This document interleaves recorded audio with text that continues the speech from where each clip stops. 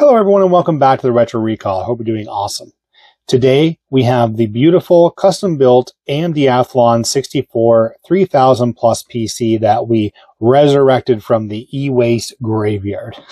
That's right, this system was tossed in a bin somewhere. I was able to get this donated to me through the e-waste system and was able to restore it in our last video. If you have not seen that last video, I highly recommend you watch that prior to this video. It gives you the whole background on this exact system. And I would even say go back one video further in the e-waste series volume 1.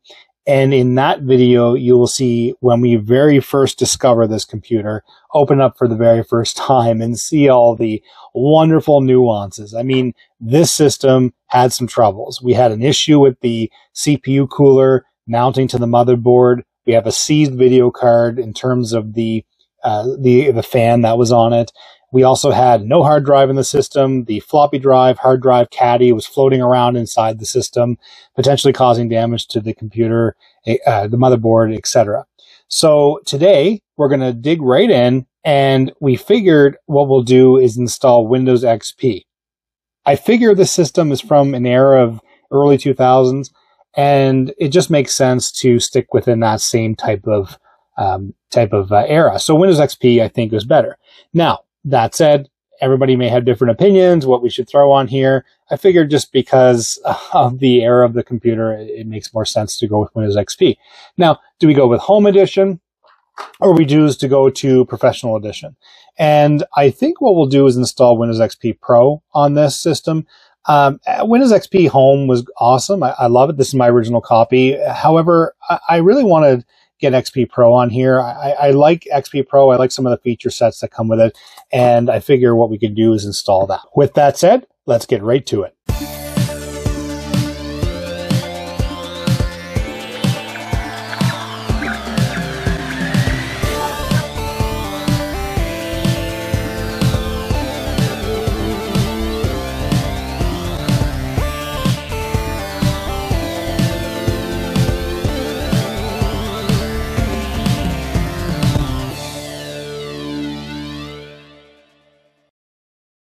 And here we are. Let's go ahead and just open up the software. First, we have a OEM version of Windows XP Professional, sealed. Well, sealed, I mean, there's a rip inside the unit, the packaging itself, which is perfectly fine. And we're just go ahead and just open this up. Now, I have my trusted knife here, so we'll go ahead and do that. I think the shrink wrap has just come apart over the years, and because I know that this copy has not been used. And I'm just going to go ahead and take this off and open it up. There we are. And yeah, a fresh copy of Windows XP Pro on the menu, I believe.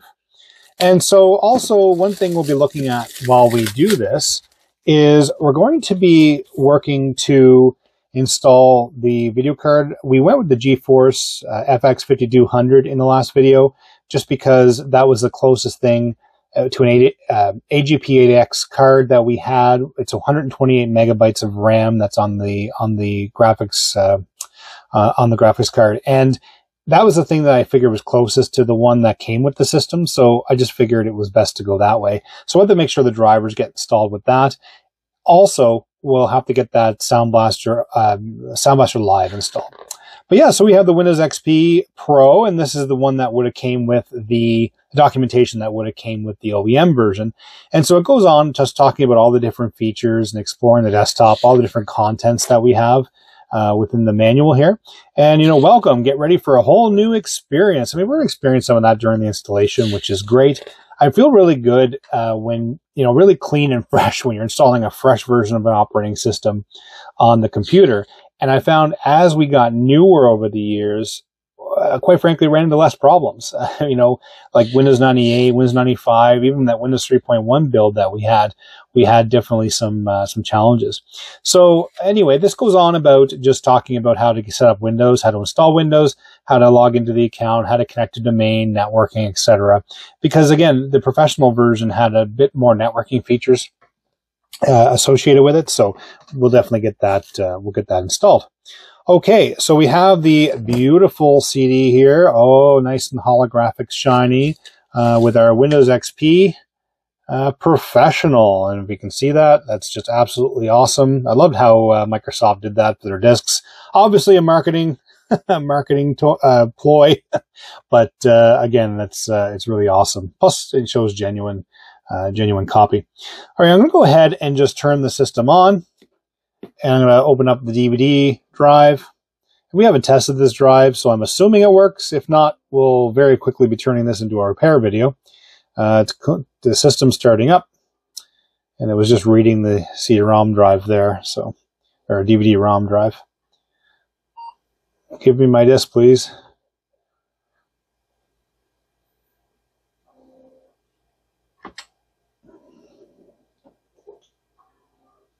Okay. It seems that we have a problem with the DVD drive. It actually is not working. It's not ejecting the disk, and it's making some grinding noises inside. Now, we did not test that in the last video, so we're going to turn this very quickly into getting that DVD burner replaced. Okay, we're back. That was fun. So I tried opening the drive, couldn't open the drive. The drive is jammed. I tried using the emergency eject on the drive, and it just wasn't working. So I have an almost identical DVD ROM drive that's currently installed in the system. I was able to do that off camera just because I wanted to get that installed. And while I was in there, I noticed an extra screw laying around. So it was good that I went ahead and did that. All right, so we have the system all set up now. Let's go ahead and turn it back on and try to get this Windows XP installed. And I mean, things like this happen. It's totally expected when, again, this is our first time really getting into the workings of the system. In our last video, we cut it off at just making sure that it posted. So now we're going to work out all the kinks as we go. So go ahead and just turn on the computer. I'm going to eject the drive. This one opens for us, which is wonderful. And we'll pop in the Windows XP CD in there. And this time we'll catch it in time. Setup is inspecting your computer's hardware configuration. It'd be really neat to see if Windows picks up all the drivers required that we have installed. It would be a perfect, awesome, awesome setup. This will be the shortest video ever. I just love the installing. I love Windows XP. I always have, and I mean, quite arguably, it was a really good operating system and well received across the world, and definitely a lot of wins.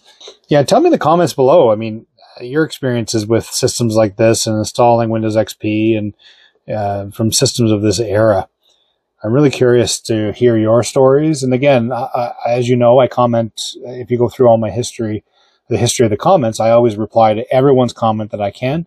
So I love hearing the stories. It's why I do what I do here, because I like to interact with everybody in the community, the retro community, and if not, just bringing back memories. I love hearing the stories, and what I really love hearing is when someone says, you know, I saw that case before, or you just brought back childhood memories of mine, and I know that's nostalgia for me, and I love being able to share that with everybody as well, especially on this channel. So go ahead and set up Windows XP. Now hit enter. We're going to go ahead and do that. And so it's examining the drive. And again, we don't know what operating system was installed on this already. I didn't do anything with this, but I believe during the setup we'll be able to clean up the drive. Okay, we're going to go ahead and delete the partition. Enter. We're going to delete all the data on it, and same thing here. It's all good. And we're going to set up Windows on the unpartitioned space. So, I mean, this was the equivalent of FDisk back in the 31, 95, 98 days. And they started building it into later systems, into operating systems when you're installing. And I mean, we just did that. We just went ahead and removed the partitions and said, hey, it's unpartitioned space now. It's detecting as 238 gig. I mean, it's 250 gigabyte drive, but there's a allocation of data there for the drive to operate. So I'm going to go ahead and just hit enter on the space, and we're going to format it using the quick format option, just because we've already had this drive formatted historically. And it's going ahead and doing that now. Okay, so now creating a list of files to be copied. Please wait while set up copies files to the Windows installation folders. I mean, this is very similar to the early, I mean, during our Windows 3.1 installation, I mean, we had the copying the files in the bottom right corner here. During some of the other installations of the OS, you know, they kept true to it until they got the base files copied, and then it loads the GUI to guide you through the rest of the installation, which was fun. So yeah, let's keep on going on here.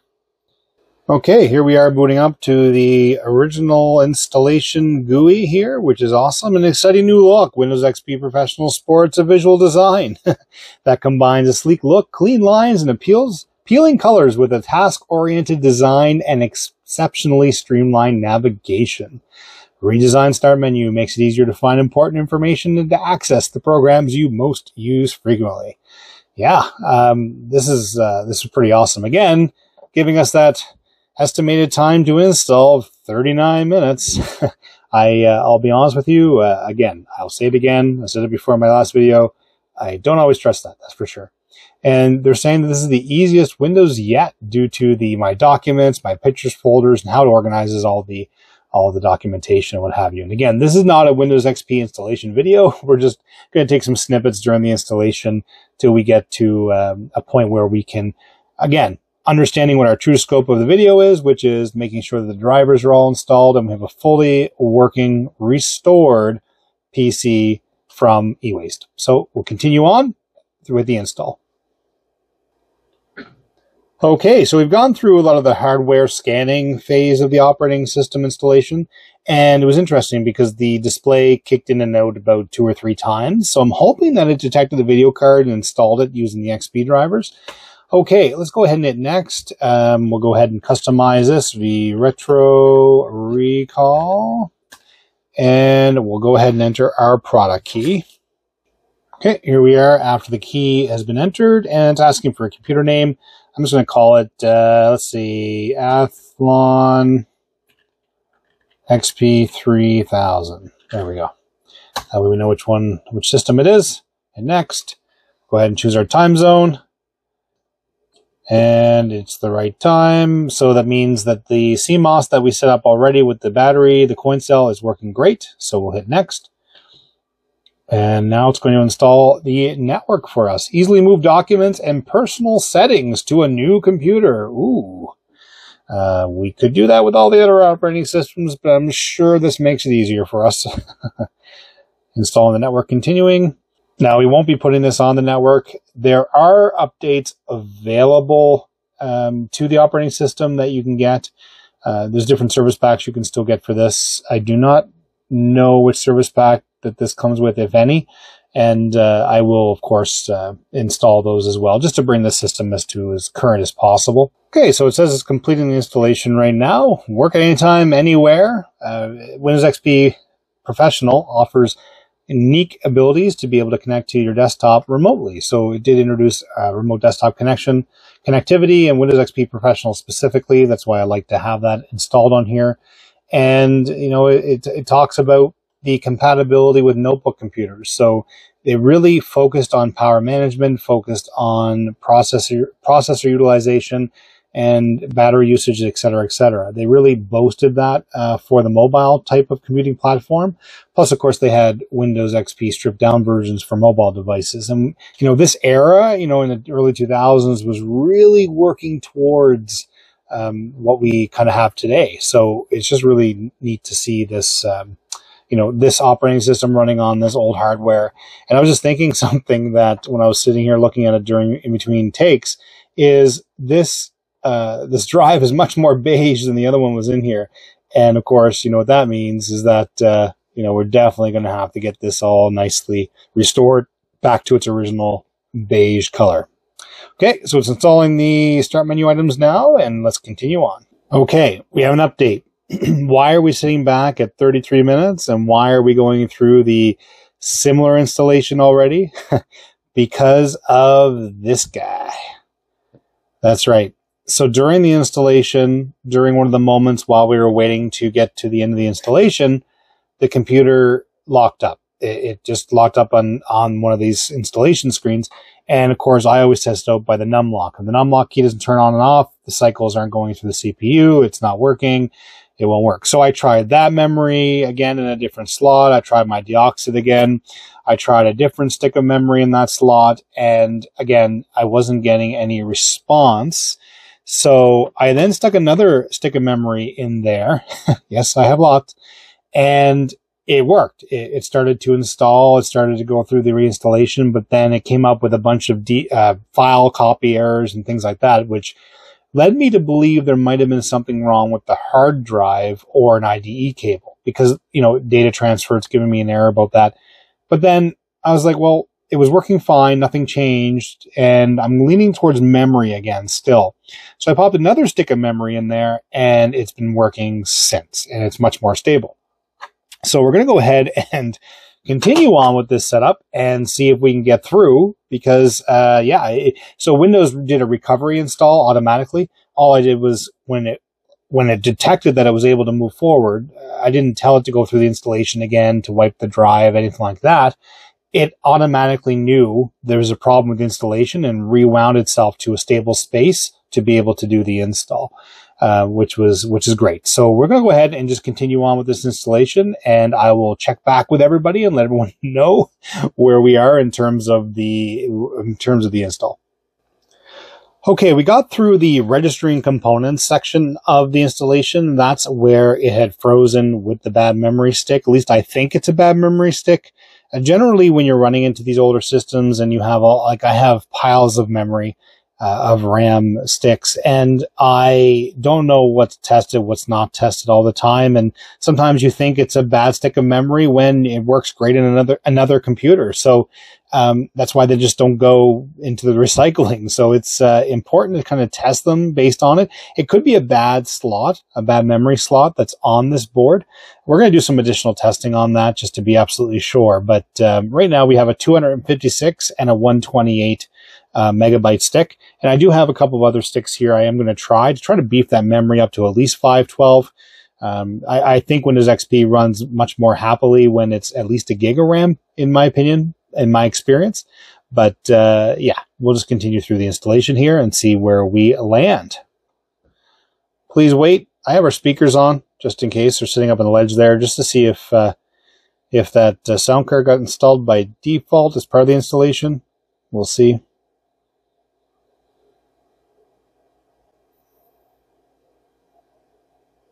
Okay. So here's usually where we hear the start music for Windows XP. Let's see if I have it plugged into the correct port on the back of the computer. So I've just checked, and no, I mean, even though our live card has multiple ports and for different configurations, it is not working. So I don't think it picked up the sound card drivers. So I'm going to hit next on here. Help protect my PC by turning on automatic updates. Sure, you're not going to get on the internet, but go ahead anyway. Who will use this computer? Well, the Retro Recall will, I'm sure. Hit next. And thank you. You're all ready to go. Awesome.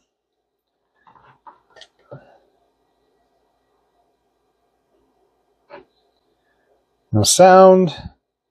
So we will have to install those drivers probably. The Sound Blaster Live card. And we have our beautiful Windows XP operating system showing bliss. That's what the wallpaper is called. Okay. Computer might be at risk. Antivirus software might not be installed. Click this balloon to fix this problem. We're not going to do that just yet. Okay. Now, what I want to do is just go to my computer here and go to properties, because I want to check the actual, okay, so it's Windows XP Service Pack 3 that's installed. So that's really, really, really good that we have that installed. So I'm going to go ahead and just under before we actually continue, we should go through this. So we have the AMD Athlon 64 processor, 3000 plus, running at 2 gigahertz. My understanding is that this processor is overclockable, but again, we're not going to do that just yet.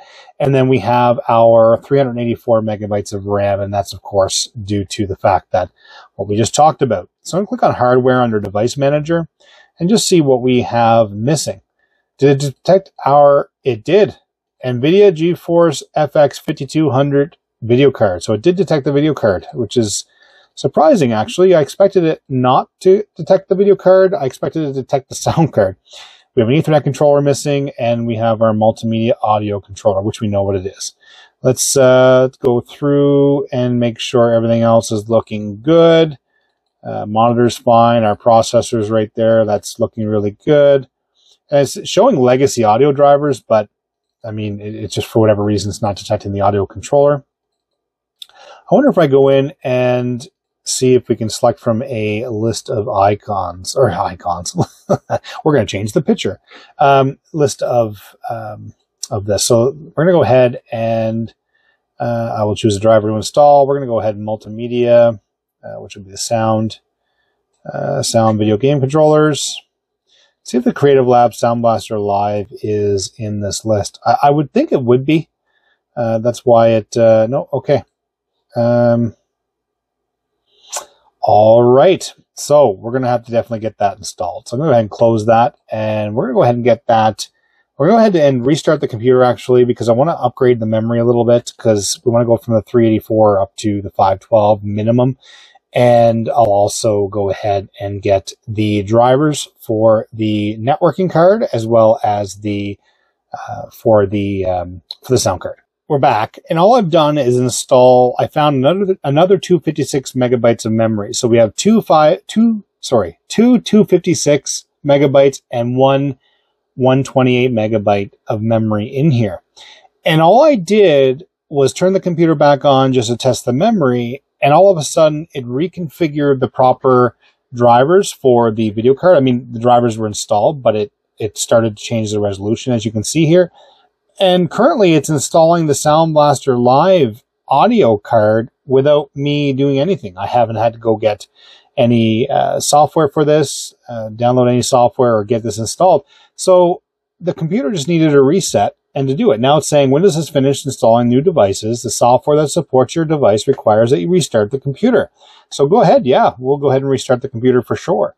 But again, it just required a restart. I mean, lesson on me. I know better. I think I've preached that a few times on my last videos, is that anytime you install new hardware or anytime you do these sort of things.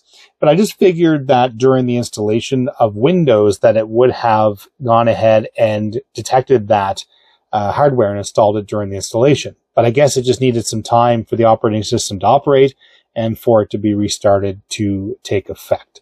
It's funny, it detected the Creative Sound Blaster Live value card and what we needed, but it's still having issues with the multimedia audio controller. So it still feels like it needs something here to function. Yeah, I'm going to go ahead and just try restarting the computer one more time to see if it does detect any additional drivers. And I know I could scan, we can scan for hardware changes and all that stuff. I mean, it doesn't detect anything else, but I'm going to go ahead and just do a restart just to see if it picks up on anything. If not, we'll go ahead and get the drivers for that CD, or for that sound card. Okay, so we're back and we have some drivers to install. Hopefully that will work. And I was just trying to figure out where, oh, I didn't take the other CD out, the Windows XP disk. I was trying to figure out where the legacy drivers continue to come from, and I forgot that this particular motherboard has onboard audio as well. I mean, we could default to that, and it seems that it installed that, but I'd like to have the Sound Blaster card working. Again, we have the parts, so why not use them if we can? Updating Windows drivers. This will take a few moments.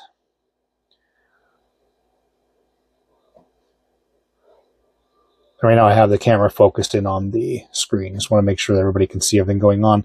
Okay, installation complete. Yes, we'll absolutely restart. Now, I didn't hear any sound just yet. Hopefully those were the correct drivers to use.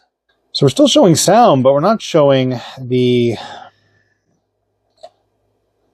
driver install here. So no, it didn't detect. Unless this is going to install this now for us, but yeah. Let's see if it installed the Sound Blaster. It did. Okay, so it wants to do a search on the internet, which we don't have at the moment. So yeah, that's I'm going to go ahead and do that in just a moment. I'll go back and mess with that. But for now, I have the Ethernet drivers to install here. So we have our, I believe it is, see, there's two different versions of two different boards. And I'm just going to go ahead and try installing the drivers for one. And then we'll go from there. If it doesn't work, we can do it the other way as well. Actually, what I'll do is I'm not going to install the software suite for the Ethernet card. I'm going to go ahead and go right into Device Manager and tell it to look there and see if it automatically picks up those drivers. So install automatically. Now we're going to install from a list or location. So we're going to go ahead and tell it to look for the D drive, which is fine. And okay, it says it can't be reached. Let's see. Let's go here. Windows XP. Oh, it found it. Okay, good. So it's just a Realtek card, and that's what we want. That was fairly simple. That's the way it should be, for the record.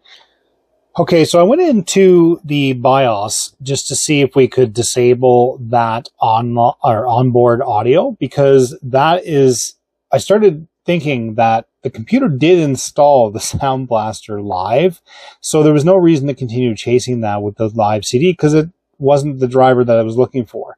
So when I went in and into the CMOS, I disabled the driver, and sure enough, disabled the online or onboard audio, and then sure enough, it automatically just removed that driver from showing up on the system. Now, I mean, if I'm planning on using the Sound Blaster live card, that is our intention, is to keep that at bay and keep it disabled.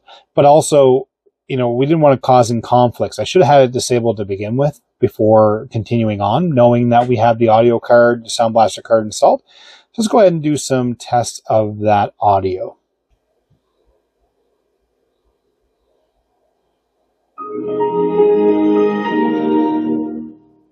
And we have sound. After all that, we have sound. And I will tell you the other addition that I had to do to get the sound working. So not only did we have to go in and specifically disable the onboard audio so that there would be no kind of conflicts or anything, even though it didn't really depict there were conflicts, it just wasn't working correctly. And after trying the speakers, it just wasn't working.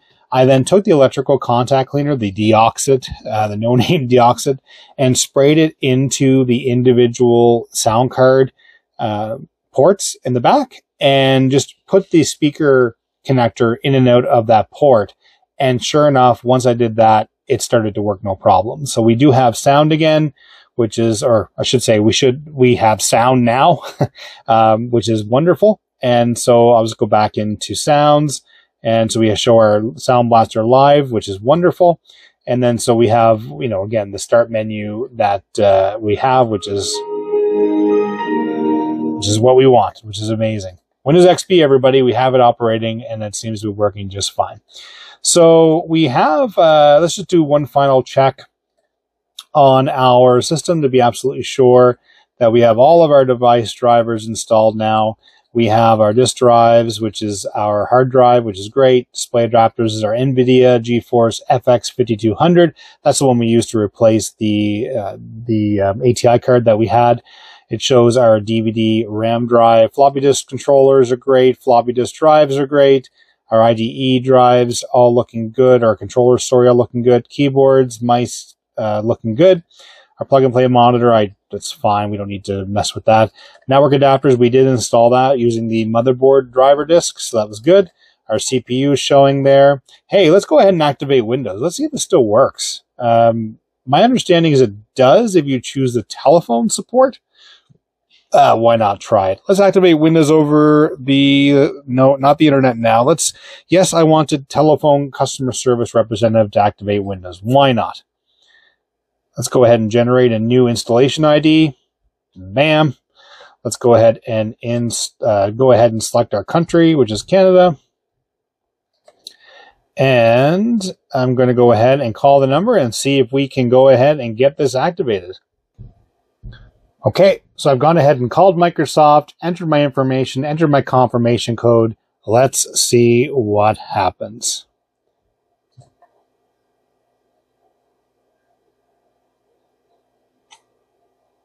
We are now activated. We activated Windows XP in 2023. It's still working. Okay, click on Finish. And now we have a fully activated Windows XP Professional Service Pack 3 installation working on our AMD Athlon 64 3000 plus custom computer, fully operational.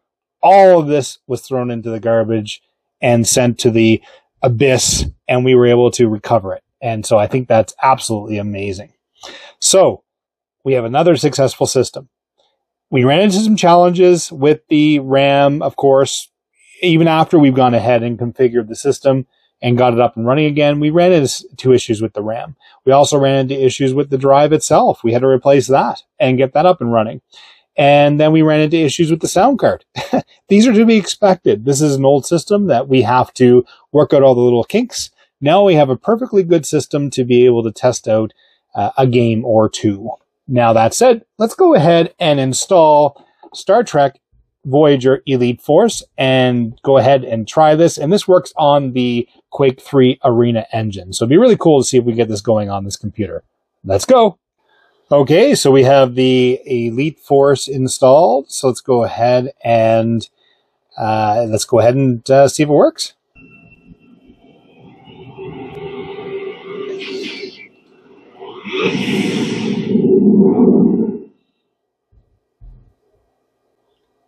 Welcome to Voyager LCAR's menu system.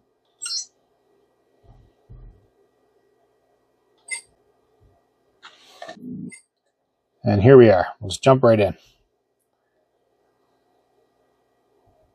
On Stardate 48315.6, the USS Voyager was transported beyond our control, 70,000 light years across the galaxy to the Good old Janeway.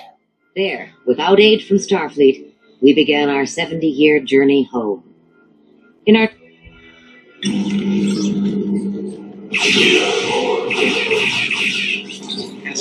I've uploaded your mission objectives and technical information. Review it now before proceeding.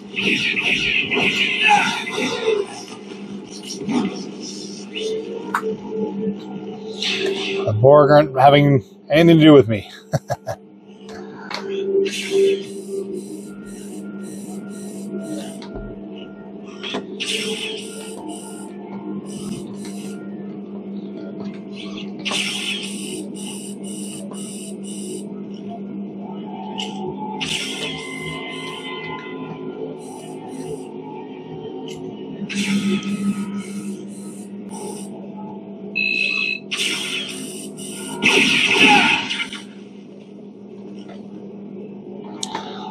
So we get rid of some of these distribution nodes. Maybe we'll get into where we need to go.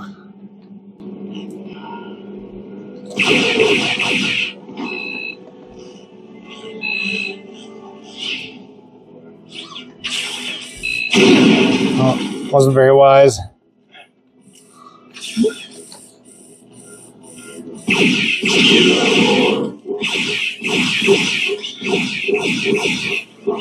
And it seems they've adapted. Good times.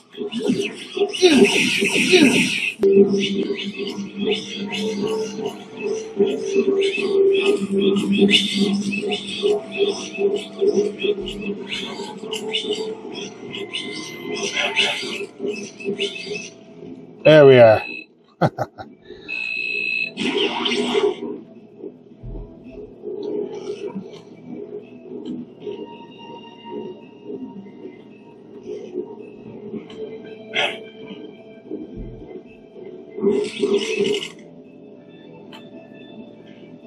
Okay, so they're waiting for me out there. I pressed what I needed to press. Let's see if we get out of here.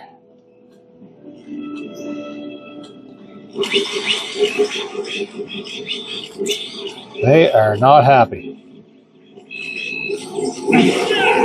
Oh, that is it. Oh, I'm assimilated.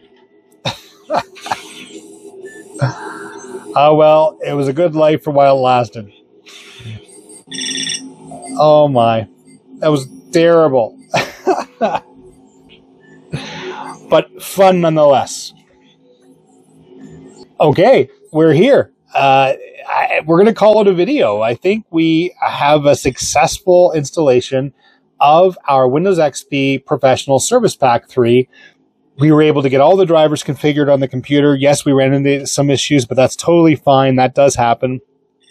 We were able to install Star Trek Voyager Elite Force, which runs on the Quake 3 engine, and it successfully ran no problem, even though the player was terrible. If you like today's video, please give it a thumbs up. If you like seeing more of these types of videos, please leave a comment down below. This is exciting and fun for me. I'm glad to be able to bring this to everybody. I love being able to do this for everybody. If you haven't subscribed yet, please subscribe to the channel. It really helps me out. Hit the notification button. You'll be notified when I release new content such as this. Again, thank you for spending the time with me today. Thank you for all your support, and we will see you in the next video. Bye-bye.